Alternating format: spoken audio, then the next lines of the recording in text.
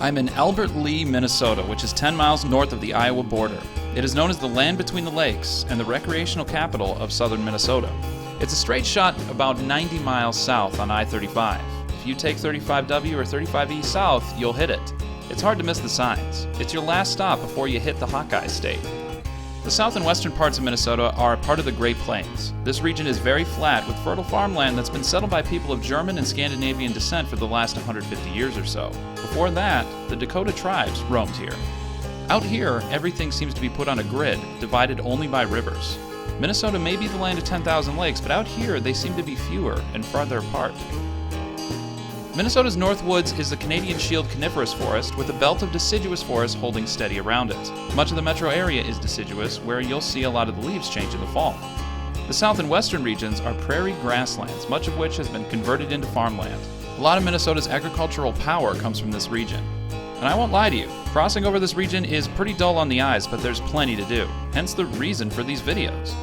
Another great spot in southwest Minnesota is around Pipestone, the Siouan Native American holy site. You can check out these videos by clicking in the links in the description below. Alright, now where was I? Albert Lea. Coming out of the cities, holiday gas stations seem to thin out, giving away to Quick Trip, the dominating gas station chain down here.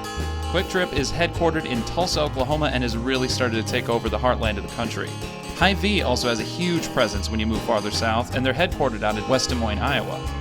I've seen a Hy-Vee as far north as Plymouth now, so they're starting to really push into SuperValue's market of Cub Foods grocery stores. Down here, Hy-Vee is king. I'm staying at the Myre-Big Island State Park, which is just outside of Albert Lea.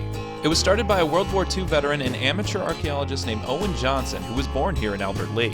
The region here was populated by Paleo Native Americans for thousands of years, and Owen was able to gather tens of thousands of artifacts. They're all stored here at the park for research. The park is an Oak Savannah, which is a hard style of natural landscape to find. In pre-Columbian times, wildfires started by natives or lightning would kill all underbrush and only the strong oak trees would survive. This would leave a specific kind of oak-shaded grassland that would be home to more plant diversity than grasslands and woodlands combined. When whites moved into the area, farming and prevention of wildfires pushed oak savannas to near extinction. The park regularly sets off controlled prairie fires to simulate the ecosystem of the past, bringing back this rare, and in many places extinct, type of landscape.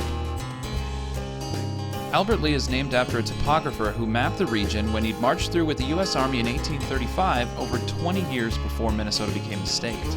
The large lake in the middle of Freeborn County was marked as Fox Lake, but it was renamed to Albert Lea Lake by the famously accurate French cartographer Joseph Nicolet.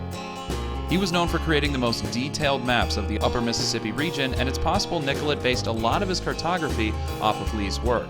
I imagine he must have named the lake after him as a sign of respect.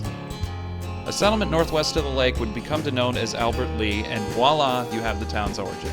By 1880, there was almost 2,000 people in Albert Lea. It was a modest village, nestled around a few glacial lakes among the plains of Minnesota. The town really got going when the geographic location of the town landed them a special spot on the most massive nation-building infrastructure projects in U.S. history, the United States Interstate system. It was going to have a four-way intersection right here in Minnesota's Albert Lea. The interstate system was made by Dwight Eisenhower, World War II general and president. Before all that, was tasked with crossing the United States during the 1919 Transcontinental Motor Convoy. It was a military training exercise to run a convoy from D.C. to Oakland, California. It really must have sucked because back then, the convoy was wrought with adjustments, breakdowns, accidents, retired vehicles, injuries, and obstacles. Most of the highways in the U.S. were unpaved, rivers didn't have bridges, ferries were slow, and the convoy arrived way behind schedule. Decades later in World War II, Eisenhower witnessed the German Autobahns and realized the U.S. could benefit from huge government infrastructure projects just like it. When he was president, he championed and signed the Federal Highway Act of 1956. He touted it as essential to American security during the Cold War, where residents could easily evacuate and military operations could be easily practiced across the country in times of war. Albert Lea was chosen as the city at the crossroads of I-35 and I-90. When it comes to distance between Minnesota and Iowa's capitals, Albert Lea is at about a 60-40 distance. You'd think that many of the small towns in the area would dry up nearby, but you'd be surprised. Towns like Hayward or Glenville, which are in Albert Lea's orbit, have no doubt seen small boosts in their local economies as sort of experts around the economic hub of Albert Lea. I mean, they're far enough from the interstates to be quiet, but they can still hit up a Hy-Vee nearby. Albert Lea is a great town. I wish I could have stayed longer, but there was another attraction in a neighboring town that had my attention. Next door, across the prairie in Austin, Minnesota, is the best tourist trap south of the cities, the Spam Museum. Stay tuned for that, next on the Greater Minnesota series.